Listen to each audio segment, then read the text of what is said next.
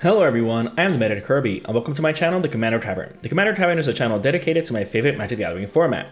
The Brewery is a series on this channel showcasing my spicy brews and other deck techs. On this episode of The Brewery, I'll be discussing my take on a Commander background pairing from Baldur's Gate, Durnan Clan Crafter. If you like this deck or any of the cards I'll be mentioning throughout the video, please consider using my TCG Player affiliate link when purchasing those cards. You can find that link down in the description. It'll really help out the channel. The best way you can help support your channel is with my Patreon. For just $1, patrons get early access to certain videos on YouTube. In fact, patrons got a chance to see this video earlier. You can also support my channel for free by simply liking, subscribing, and sharing, which also helps out a lot. I put out a video every Monday, so you don't want to miss out. You can join my Discord server for free if you want to join the Commander Tavern community. All pertinent links are down in the description. Alright, let's get back to the episode. Durnan is a 3/3 human warrior with choose a background for 3 generic and 1 green. Whenever he attacks, you look at the top 4 cards of your library and then you may exile a creature card from among them. If you do, you exile it and bottom deck the rest. What's amazing about this ability is that while Durnan will then let you cast that creature as long as it remains exiled, but it's also going to gain Undaunted, which will let it cost 1 less for each opponent you have. So in the early game, this will make that creature cost 3 generic less to cast, which is nothing to scoff at. Sure, it's a bit risky sending a 3/3 without evasion to get the trigger, but the deck obviously has ways to buffer that. Since Undaunted reduces generic costs, I chose to go with a deck chock full of artifact creatures to make our creature spells free for the most part, which is why I chose Clan Crafter as Hallison's background. Not only does this give us a sacrifice outlet for those free artifact creatures, but it also pumps Durnan, making him more likely to survive combat. Not only that, but we have a card draw engine too. And this brings me to the meat of the deck, building around these 2 cards in the command zone as synergistically as possible. In doing so, I tinkered with filling the deck with creatures with Modular. That way, when we sacrifice 1 to Clan Crafter, we can transfer those +1/+1 counters to another creature with Modular. Best of all, these creatures all have generic cost and can thus be completely free most of the time. Let's get the junk, pun intended, out of the way. Arcbound Bruiser, Arcbound Hybrid, Arcbound Lancer, Arcbound Stinger, Arcbound Wanderer, and Arcbound Worker are included solely because they are generically costed artifact creatures with Modular. There isn't anything special about them, and they're more for being bodies to hold on to +1/+1 counters to then eventually be sacrificed to Durnan to put their +1/+1 counters on other artifact creatures and to draw the card. Now, the useful Modular creatures are Arcbound Crusher, Arcbound Fiend, Arcbound Overseer, Arcbound Ravager, Arcbound Reclaimer, Arcbound Slith, and Scrapyard Recombiner. These can still be sacrificed in a pinch since they have Modular, but ideally you want to be able to make the most of their abilities too. The deck has a ton of artifacts and ways to make artifact tokens, so Arcbound Crusher is going to get huge. Arcbound Fiend can get larger each upkeep by moving a +1/+1 counter to it. Best of all, it doesn't have to be a creature you control, so if any opponents have creatures with +1/+1 counters on them, you can nab one. Arcbound Overseer is absolutely busted since it gives a +1/+1 counter to all of our creatures with Modular at the beginning of our upkeep. It is a bit costly, but as I previously mentioned, these creatures will be practically free. Arcbound Ravager is another amazing modular creature since it's a free sacrifice outlet for artifacts that gives it a +1/+1 counter each time. It also only costs 2 to cast, so this will basically always be free. Arcbound Reclaimer is possibly the most important out of all of these, though, because of the combo potential, so I'll get back to that in a moment. Arcbound Slith isn't as powerful in comparison, but if we're going aggro, it's going to grow with each hit. Scrapyard Recombiner is a sacrifice outlet that can let us tutor for a construct. There are only 2 other constructs in the deck, so this might seem like a dead card. But once you tutor for them, it's just like the previously mentioned Modular Fodder artifact creatures. Now, as for Arcbound Reclaimer, why is it so good? Well, because in response to sacrificing an artifact to Durnan, thanks to Clan Crafter, we can respond by removing a +1/+1 counter from Arcbound Reclaimer. That artifact is already in the graveyard because it has to be sacrificed as a cost to pay for Durnan's additional ability. Therefore, you can target it with Arcbound Reclaimer. You can then top deck that artifact before Durnan's extra ability resolves, thus having you draw that same artifact you sacrificed. If you sacrificed a creature with Modular, then those +1/+1 counters can be placed on Arcbound Ravager in order to never run out of +1/+1 counters. So this is a great way to not only recycle through our modular creatures to make them larger, but also Durnan, all for just 2 generic mana each time. Last but not least is Power Depot. This doesn't take up a slot in the deck and is a non-creature artifact with Modular. Once we have enough lands, we can sacrifice this to give a +1/+1 counter to one of our artifact creatures and Durnan, and then draw a card. It's not busted by any means, but it is quite cheeky. Obviously, with all of these +1/+1 counters hijinxes, we have to include more support for the archetype than Shaft creatures with Modular. The deck's running Master Biomancer, Renata Call to the Hunt, and Bloodsport 3-Nax for starters. Each of these have creatures we control enter with an additional +1/+1 counters on them. Master Biomancer is such a great card here since we have the potential of making it even larger if we manage to put +1/+1 counters on it. Then the growth is huge for newer creatures entering the battlefield. That being said, the Durnan is especially busted since it's a sacrifice outlet when it enters the battlefield thanks to having Devour 1. So it also synergizes amazingly well with Modular. We can sacrifice a ton of Modular creatures to give some other artifact creature a ton of +1/+1 counters, as well as having the Durnan enter the battlefield with a bunch of +1/+1 counters on it. Having either of these enter the battlefield before the other really sets us up for a ton of +1/+1 counters for our following creatures. Renata isn't as busted as these two, but she still gets the job done. Ruins of Oran Reef the Vastwood, Evasion Heart of Progress, and Llanowar Reborn also help with getting +1/+1 counters on creatures entering the battlefield under our control. They don't do it automatically like the previously mentioned creatures, but these are all lands so they don't take up slots in the deck, so there's no excuse not to run them. Unfortunately, the colorless Oran Reef isn't like the green one since it can only do it for a singular colorless creature. Gingerbread Cabin is another land worth including that somewhat synergizes with the deck. Granted, only with Durnan since it can create a food for free that could be sacrificed to Durnan to draw a card and get a +1/+1 counter. But that's pretty much it. But hey, at least it's fetchable. Once we are putting +1/+1 counters on our creatures, Pure Imaginative Rascal and Karan's Bastion really get the reels rolling much faster. Pure puts an additional counter on our permanents, so it's great for not just creatures, but any lands that enters with counters. Karan's Bastion is amazing here and it doesn't even take up a slot in the deck. Its only downside is costing 4 and tapping to activate. But at least once we're in the mid to late game, it can accelerate the end. Vorinclex, Monstrous Raider, Branching Evolution, Doubling Season, and Primal Vigor are obviously included as well, since these all double the amount of +1/+1 counters being placed on our creatures. The deck does have some ways of creating tokens, so Doubling Season and Primal Vigor are even more useful here. That being said, Doubling Season has an unnecessarily high secondary market value, so if you want to skip on that one, you can. It's not entirely necessary for the deck to run. However, if you are doubling tokens too, then cards like Iridescent Horn Beetle and Animation Module do a ton more work. These cards are ridiculous here. The Beetle creates a ton of insect tokens at the beginning of our end step if we put out a ton of +1/+1 counters on our creatures. However, since the modular creatures are already entering with +1/+1 counters regardless of whatever else we have going on, they're enough to trigger the Beetle and get us that army of chump blockers. All for no mana.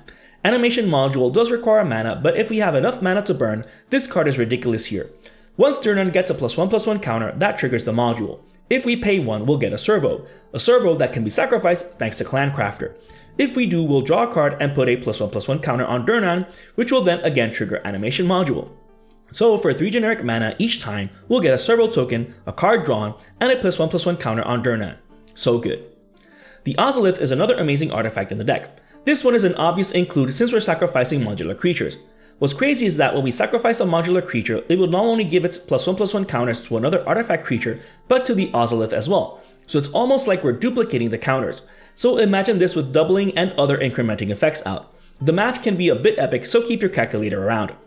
The Ozolith and Animation Module are so epic in the deck that Ursa's Saga is included just for them. As a bonus, it can also create a construct token that is as big as the artifacts we control, which is quite the bonus. This saga is epic here and definitely worth including, especially since it doesn't even take up a slot in the deck. Mirrorworks is another kooky card in the deck. I love this card, so I was glad to be able to find a slot for it. Since our artifact creatures are essentially free, we can simply pay 2 generic when they enter the battlefield in order to create a token copy of them. So if we had a modular artifact creature enter the battlefield, we could just pay 2 generic and create a token copy that will also enter the battlefield with its pertinent +1/+1 counters. Now imagine this with either Primal Vigor or Doubling Season in play. Can you already see where this is going? Like I said, keep a calculator nearby. Now all this seems fine and dandy, but the fact remains that in order for these artifact creatures to get a considerable discount means that we have to be attacking with Durnan, a 3/3 without evasion by default. Not to worry, we have ways of protecting Durnan besides slowly but surely getting +1/+1 counters on him to make him big enough to survive blocking. Since Durnan only needs to attack, the deck is running Maze of Ith, Labyrinth of Scoffles, and Rogue's Passage. 3 lands so they don't even take up a slot in the deck. Well, maybe only Maze of Ith takes up a slot since it doesn't tap for mana, but you know what I mean. The point is that the first 2 remove Durnan from combat, so we can attack with him, get his trigger, and then remove him from combat should he get blocked. Rogue's Passage simply makes Durnan unblockable, so we don't have to worry about him getting blocked at all. Speaking of, Xuan Xuan, Lord of Wu, Archetype of Imagination, and Thassa, God of the Sea are included for that very reason. We don't have to worry much about Durnan getting blocked and killed in combat if he's unblockable. While the first two are amazing since they essentially make all of our creatures unblockable, making for a practically guaranteed victory when we have an army of huge creatures carrying a ton of +1/+1 counters, Daza helps filter the top of our library a bit by letting us scry 1 each turn. So she serves double function in the deck by helping make Durnan unblockable while also seeing the first card we're drawing in our turn. But we'll see some more similar effects soon. Getting back to helping trigger Durnan, making him unblockable or removing him from combat isn't the only way to do so. Family's Favor, Anara Wolvid Familiar, and Tyrite Sanctum are some ways of making him indestructible. Family's Favor is great because whenever Durnan attacks, we can put a shield counter on him, which makes him indestructible until he were to die. We then take away the shield counter. However, if he's getting multiple shield counters on him, then we can choose different creatures when attacking to give them shield counters. Anara is pretty straightforward. We attack during our turn, so during our turn, Durnan is indestructible. The Sanctum doesn't take up a slot in the deck. Not only can it put +1/+1 counters on creatures, but its last ability can give an indestructible counter on a creature, so we can use it like the previously mentioned lands or to make Durnan indestructible. Heroic Intervention is obviously another way to make Durnan, as well as our board, indestructible and for getting hexproof. Not all effects have to be synergistic, and this one is too good not to include. Same with cards like Fierce Guardianship, Swan Song, An Offer You Can't Refuse, and Negate. It's going to be difficult to wipe our board if we counter the board wipe. Granted, we can still let some board wipes happen if we can recover quickly enough. For example, if we have the Ozolith out, it'll get all of those counters on it. We can then cast Durnan onto an empty board and then just have him get all of those counters from it, so we don't have to fear board wipes that much. In any case, Asceticism also helps us out. Not only does this give all of our creatures hexproof, but we can regenerate any of them for just 2 mana. Keep in mind that the goal is for our creatures to be free so that we have all of our mana open for interaction and to pay for triggers on those epic cards we've already seen. Scarecrow and Academy Ruins are more ways to recover creatures, albeit not necessarily Durnan, since Scarecrow only does so for artifacts. That being said, this is another epic combo piece with Durnan. We can reanimate any modular creature sacrificed to Durnan, for just 4 mana and tapping. So not only can this be used as a recovery effect, but a combo piece as well. Best of all, it only costs 3 generic, which means practically free. The land doesn't even take up a slot in the deck, and it works similarly to Arcbound Reclaimer, since we can activate it in response to drawing a card in order to draw the artifact that you just sacrificed if you want to be extra spicy. Now, I know I keep mentioning that these creatures are practically free, but Durnan giving them Undaunted means that the longer the game progresses, the less opponents you'll have, and the more mana you'll have to pay to cast them from exile. Don't worry, I gotcha fam. Nylea, Keen-Eyed, Ethereum Sculptor, Foundry Inspector, and Joyous Familiar are some additional cost reduction effects in the deck. Since most of the deck's creatures are artifact creatures, these help reduce the cost of all of them. That being said, Nylea still reduces the cost of all of our creatures per se, while the Sculptor and Inspector are artifacts. The Familiar does it better since it also gets our legendary spells along with our artifacts. Best of all, these can in turn reduce their costs amongst themselves since the last 3 are artifacts. Tamio, Completed Sage, and Ugin the Ineffable also help reduce the cost of our spells. Ugin does this statically, which is great. His other abilities are also relevant since his +1 creates a chump blocker in a pinch or sacrifice fodder that can then give us pseudo draw. His ultimate can destroy any colored permanent, which is great removal. Tamio can reduce the cost of our spells but only via her ultimate, which creates Tamio's Notebook. That being said, it's very easy to get her ultimate and her other abilities are relevant as well. She can freeze a creature with her +1 and she can create a token copy of any non-land permanent in our graveyard with her -X ability.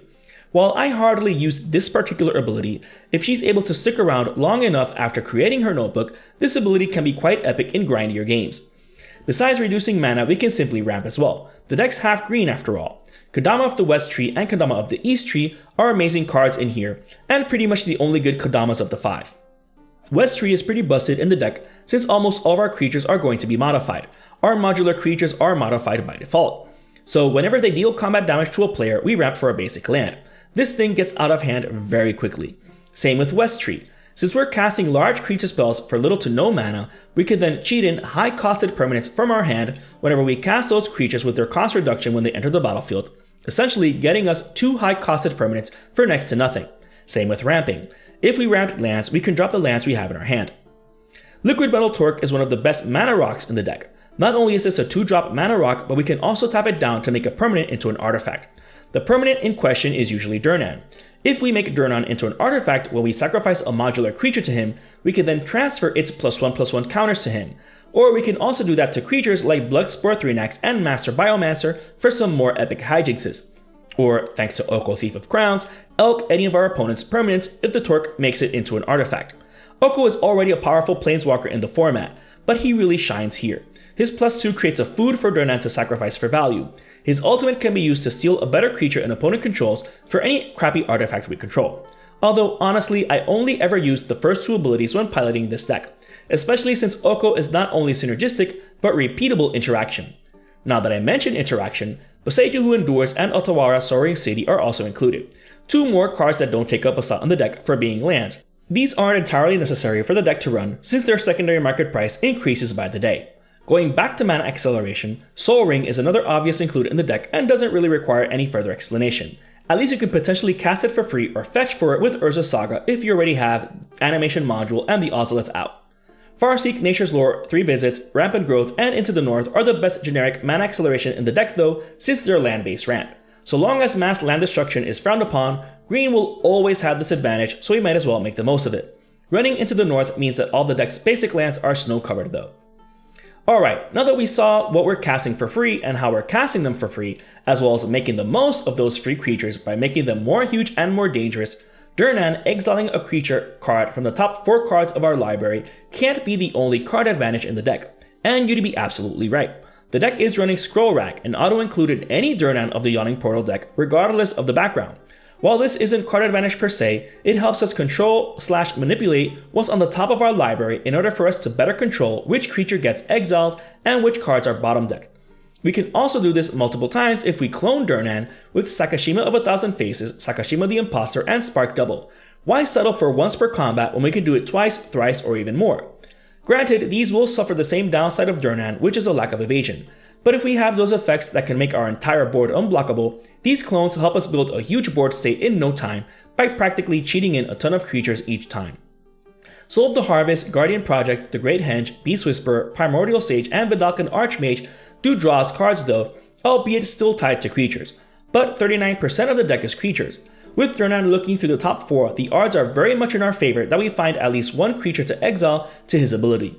Then we draw a card with the first 3 when that creature enters the battlefield, or we draw a card with the last 3 when we cast that creature spell.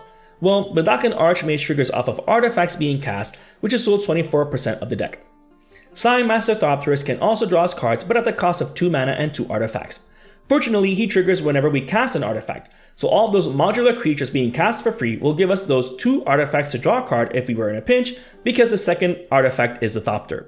In any case, Sai is also creating more sacrifice fodder for Durnan.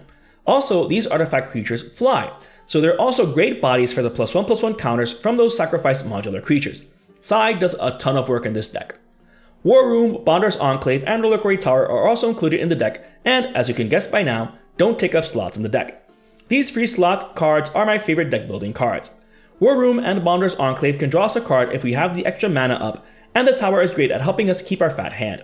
This deck has the potential to draw into a ton of cards, so this land is quite helpful. Speaking of lands, the rest of the deck is just the rest of the lands. The deck's running Breeding Pool, Rimewood Falls, Command Tower, Exotic Orchard, Mana Confluence, City of Brass, and Ancient Tomb, as well as 5 of each snow-covered basic land. Recall that we're ramping so hard for basic lands, and they might as well be snow-covered to be able to include Into the North as a 2-costed ramp spell. The reason for Exotic Orchard, Mana Confluence, and City of Brass is because these are lands that are still good and useful in the deck, but they can also tap for colors beyond green and blue for Arcbound Wanderer since it has Sunburst. While that might seem too narrow a reason, as I just mentioned, they can still tap for the deck's colors anyways. As with all of my deck techs, you can build your mana base according to your budget. Whether you include more expensive cards or even cheaper cards is up to you. You do you. This brew is just an idea of how to build around Durnan of the Yawning Portal. While you can definitely pair him with absolutely any background you want, admittedly, this one seems to stray way beyond the beaten path to say the least. While the previous episodes have showcased common and obvious pairings, hopefully this one brings an interesting take on something that you might have never even thought of. If you're interested in the deck list of this spicy brew of mine, you can find a link to it down in the description.